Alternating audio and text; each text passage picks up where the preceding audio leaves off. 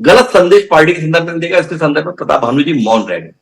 लेकिन मैं चंद्रवंशी जी महाराज के पास जाना चाहता हूं, प्रताप भानु जी के द्वारा उठाएंगे एक बात के संदर्भ में, और फिर जाकर मैं त्रिवेदी साहब के पास आऊंगा।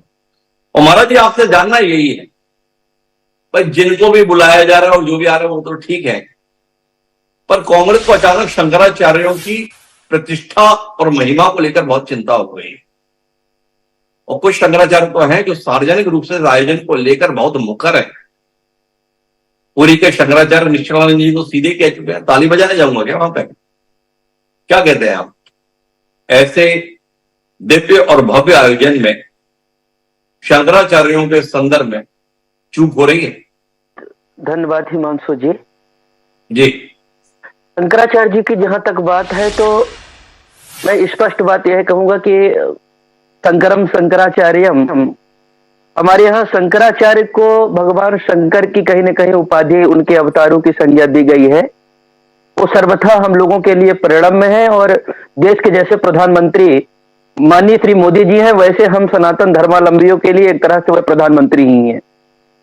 हाँ, एक बात जरूर कहूंगा कि कुछ कुछ भूले कभी कभी अलग अलग, कहीं न कहीं, जैसे थोड़ी देर पहले आप बिल्कुल तर्कसंगत बातें कह रहे थे, चाहे पंच ज्योतिष मठ की बात हो, चाहे द्वारिका पीठ के आज वो भगवान के पास में है तो प्रणाम करने योग्य है, पूज्य स्वरूपानंद सरस्वती जी महाराज जी की बात हो, जिस तरह उन पर आरोप प्रत्यारोप लगते रहे पार्टी विशेष को लेकर के, वो भी कहीं किसी से नहीं छुपा हुआ है, जग जाहिर है।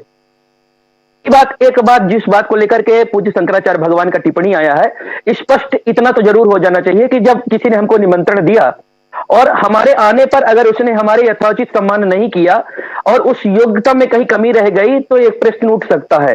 परंतु जब हम गए ही नहीं और पहले ही आकलन कर लिया किसी बात को, तो एक बात फिर सोचनी होती है कि कहीं ना कहीं हमसे कोई चूक तो नहीं हो पा रही है, या जो कहीं जो सूचना देने वाले हैं।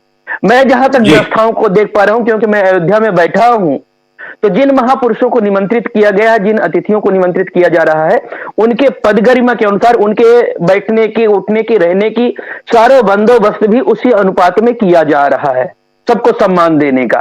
पर अपनी मान्यता के अनुसार अब जैसे लोगों को लगता है कि मोदी जी कर रहे हैं, तो मैं मोदी जी की बात इसलिए नहीं मानता हूं कि एक मोदी एक व्यक्ति नहीं हो सकता, वो देश के प्रधानमंत्री हैं।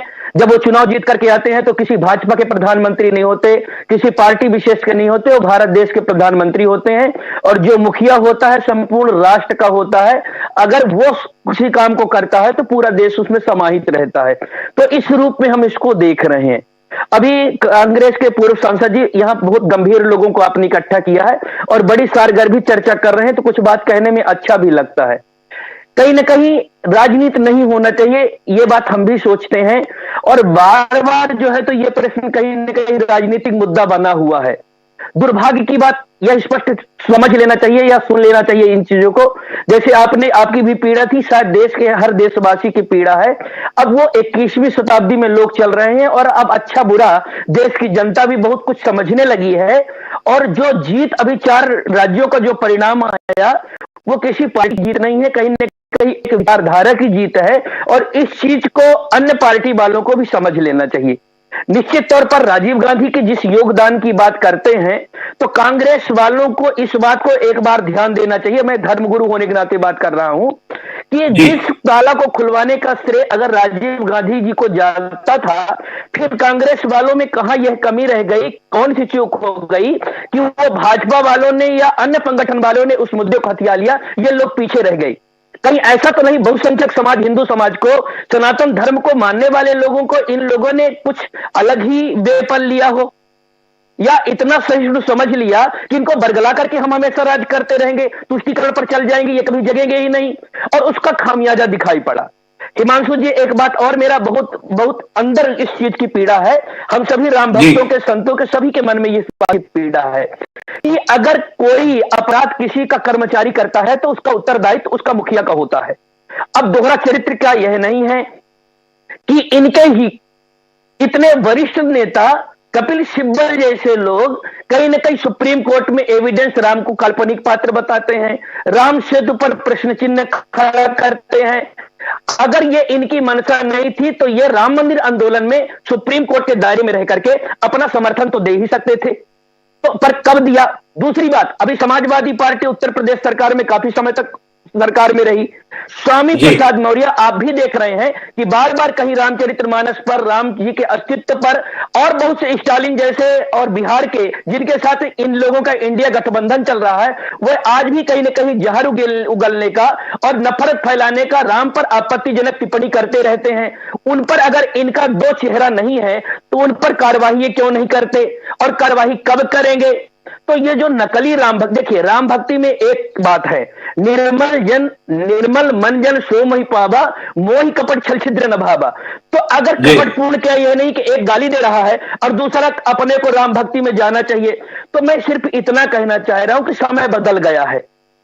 आपको अभी अगर आना है, आप अभी क्या विचार कर रहे हो? अगर राजनीतिक मुद्दा है, विकास का मामला ले लो, बहुत सारे मुद्दे पड़े हैं।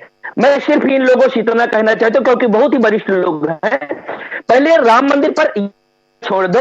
भगवान ने कहा आए शरण तजो नहीं ताऊ, एक बार मेरी शरण में आ जाओ और निर्मल मन से आ जाओ। पहला तो ये बात। अब दूसरी बात, जो पूर्व में राम मंदिर पर भूल किए, काशी विश्वनाथ पर, और वही भूल कृष्ण जन्मभूमि पर मत करो, क्योंकि बहुसंख्यक समाज आज भी हिंदू है और वो जगता जा रहा है, जग चुका है। वह अपने संस्कृत के प्रति सजग हो गया है, सनातन धर्म के प्रति सजग हो गया है।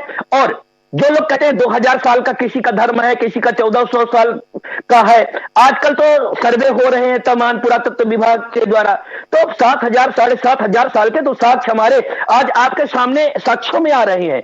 तो हम कितने पुराने हैं, हमारा इतिहास कितना पुराना है, हमको बताने की जरूरत नहीं है, इसके गवाह तो आप ही लोग हो। राम सेतु पर उस गवाही को भी आप लोगों ने देख लिया है। तब हम निश्चित तौर पर यह कहते हैं कि यह अभ्युदय है। और मुझको अच्छा लग रहा है हिमांशु जी, ये बात जरूर हो जाना चाहिए कि 1947 में महात्मा गांधी जी ने एक बात कही थी, रघुपति राघव राजा राम। तो जो उन्होंने राम राज्य की परिकल्पना साकार करना शुरू किया था, तो वो मंदिर एक भव्य अयोध्या में तो बन रहा है, जो मन मंदिर में एक अयोध्या बन रहा है और राम मंदिर का निर्माण हो रहा है, राम का निर्माण हो रहा है। मुझको अच्छा लग रहा कि कांग्रेस जी, जो लोग हल्फनामा देते थे, राम को नहीं मानते थे, राम सबके हैं, यानी उनके भी है, इस अस्तित्व को ही मान रहे हैं। तो ही मुझको लगता है रामराज की परिकल्पना साकार की ओर कहीं चल रही है, और आने वाले दिनों में कहीं रामराज की परिकल्पना जो महात्मा लिखा था